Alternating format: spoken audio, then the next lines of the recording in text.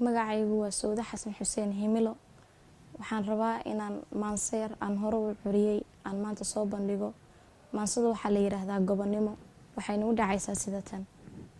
Soomaaliya midoobo qoloqolada diido diintiyo quraankana kitaabkeena dhowro dowladaha masiixiga magacooda deyno dalka aynu dhisano danyarto aynu eegno balse dulucdu waxay tahay dadku hay xasuusto hadda muqada waxaysto hadar yeela maatada